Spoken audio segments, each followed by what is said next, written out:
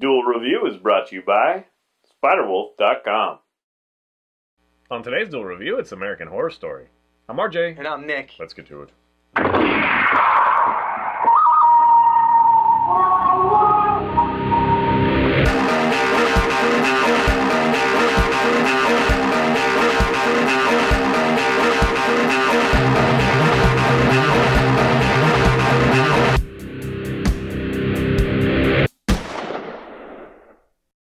Hey everybody, today is the 17th of April, and we're taking a look at American Horror Story. That's right, and funnily enough, RJ actually told me to start watching this, and as you can tell because I'm taking this one, I watched the hell out of this series from beginning to end. So there's 2 seasons out now, the third one is in its production phase. I think they're going to start actual filming in the summer. And he won't shut up about Supernatural, so this is like right up his alley. I was really surprised that he held off for so long. I loved Supernatural, and so when you told me to watch American Horror Story, I was like, I don't really care, but it has that kind of edgy feel to it. So basically what the story is about is each season is a complete story of horror, I guess. And the first one, which was just called American Horror Story, but was retroactively subtitled Murder House? Yeah, Murder House. Is a story about ghosts, and entirely just about ghosts, and the ghosts that were killed in this one house, and there's this story about a family that moves into this house and how they're dealing with things, and all this other craziness is happening, going on in the back scenes. Yeah, so it ties into like 3 or 4 different family lives or whatever, and any other ghosts that may have died on that property. Basically, if you die on the property, if you die on the property, you're staying there forever. You're a ghost there forever. And so, in one example, this woman who knows about what happened at her house, she tries to get her child to die there so that her child can just live there forever. Right. So that's very interesting. Then you move on to the second season, which is completely unrelated. This one's called Asylum. What I don't like about this one is where the first one was just about ghosts. This one has aliens. This one has demonic possession. It has serial killers. It just kind of goes off in a wide variety. It's too bad because that's a really interesting setting. Yeah, and they just kind of grew too much. I don't know, why? Because the first one was received really well. It is very solid. There's only a few parts that I'm like, I'm not sure that was a little too far. But I love the intro. I freaking love the intro. Yeah, I do too. That music, and it's strangely personal because of the photographs being burned and whatnot. But it's really great. This was also one that my wife watched, but she's not terribly happy she watched it because she's like, that was too much, kind of thing. But it is appealing in a lot of ways, and it is these kind of simple relationship stories with this hard backdrop. Yeah, the ghostly thing going on, and then by the end you're invested in these characters and you're like, why the hell haven't you gone, kind of thing. But you understand a little bit, and you're like watching the horror, we're privy to everything pretty much, although there are definitely some things that it holds out for a long time and you're not totally sure it's one way or then it's the other, I don't know, kind of thing. And then there are a lot of iconic things like the whole gimp suit and stuff that show up and you're like, kind of thing. And it does a really good job of leading you just so much, and giving you consistently great episodes. It was one of those things that it's hard to stop watching. It was very hard for me to stop watching this. But yeah, the second season, takes it a little bit too far. I haven't watched all of it, so I guess that says something about it. Well, it's not on Netflix though. The first one is on Netflix right now. In spite of everything, in spite of all that goes on in the second season, it is still a very good story, and I'm terribly invested in the characters in the second season, more so than the first season. The first season was you kind of, it goes from present day to what happened in the past, so you're reliving. I love the housekeeper in the.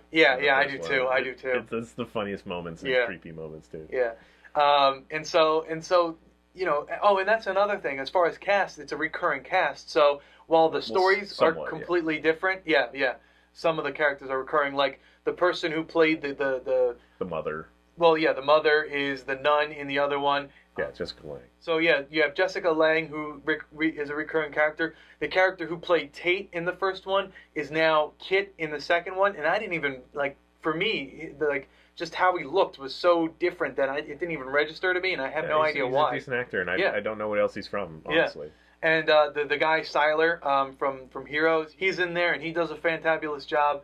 It's just a lot of fun to see these characters recast in different roles and to see them really put up their acting chops, because one character who's very sullen in the one is very outward in the other one. I don't know what word to use there to not give away his story. So how do you feel? I mean, are you excited that they are doing a third one? Or? Yeah. It's called, the third one's going to be titled Coven. As last I heard, it's going to be called Coven. So it's obviously going to be about witches, and I'm hoping that they don't do like a branching off of 100 different things, that they stick to one, or one or two. On, myth or something. Right. Yeah.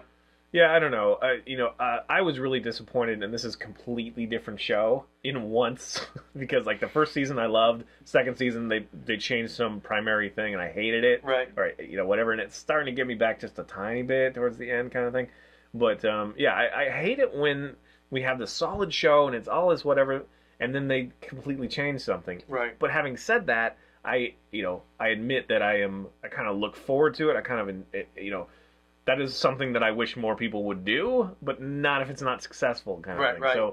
So yeah, it kind of my interest in it is kind of waning a little bit, and I'm not sure if I care about American Horror Story. Honestly, yeah. Yeah. Okay.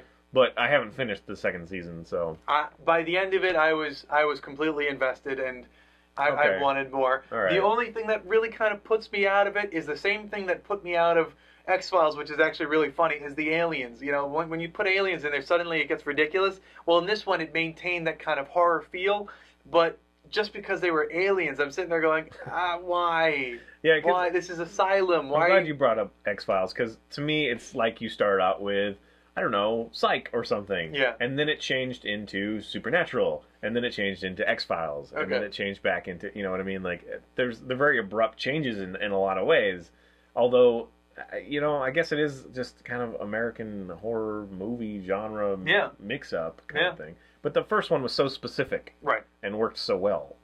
And then, I'm not sure how I feel about it. See, the way that I justified it in my head is, what kind of people would you get at an asylum? You'd get people who believed all sorts of things. I was abducted by aliens. Yeah, they would go to an asylum. That's true. And if they had, I mean, maybe I'm spoiling something without knowing it, but if they had made it like the people that are in the asylum are conjuring these things, or like making them, if they were all just figments of your imagination. Well, not just figments, I mean, but because they believe that's why it happens kind of thing. That would be interesting. That sounds like a elaborated X-Files episode. Yeah.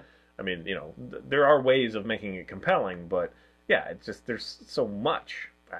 I don't know. But overall, the sets are great, and the practical effects are great. The editing and pacing is well done.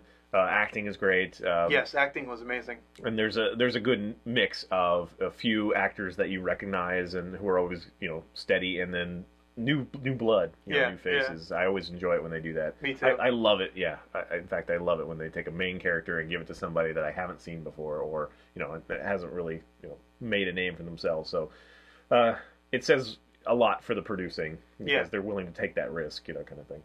From what I understand, they offer the roles to the cast that they already have, and if they take it, they take it. If they don't, then they give it to someone else. So it's just the way that they're doing it. I like that. I want to see more of that, where it may be a different series each season. How do you say that? It may be a different series each season, but the cast are the same, just in different lights, and I like that. Yeah. Okay. Yeah. Makes everybody have to be a Meryl Streep. Yeah.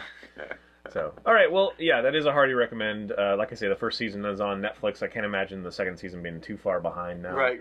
Because it's been out for a while. But yes, enjoyable if you're okay with a little bit of, thrill kill, kind of thing. You should enjoy it. Right. All right, guys, thanks for watching. Please subscribe to our YouTube channel and watch our great playlists. Game Lab's been a lot of fun. Yes, it has. And please leave comments. We love comments. And you can help support us by buying our wares at spiderwolf.com. That's right. T-shirts, the card game, art print, short stories, and more. Kickstarter coming soon. See you later. Yes! Finally got one. Next time, the anime Metropolis. Hey, everybody. Today is the 17th of April.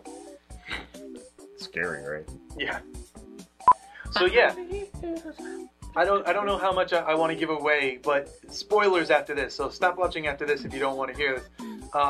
In the second season, there are aliens, There are serial killers. Okay, now they can't hear me. There's serial killers. There's Nazis. There's the angel of death. There's the demonic possession. That's 5 different things. Am I missing anything? I don't think there's any ghosts or anything. There's mad doctors. There's mutated people, mutants. So that's 7 things that I can think of in the 2nd season. That's too much. You're making it very difficult for me to think. Are you done? I don't want to hear it. And I didn't. In case you were worrying. Yeah, I was worrying about it. I didn't hear it. And I got clean ears now. I'm over there trying to talk, and all I'm hearing is you, and I'm like, stop it, I can't think. I was trying to think of all the things that were in that 2nd season. I'm not going to say them.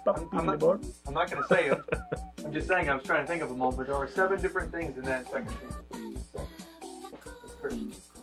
Not 6, 7. 7's a lucky number. And 3 be right out. The number you shall reach. 7. Good. Monty Python reference. Yeah.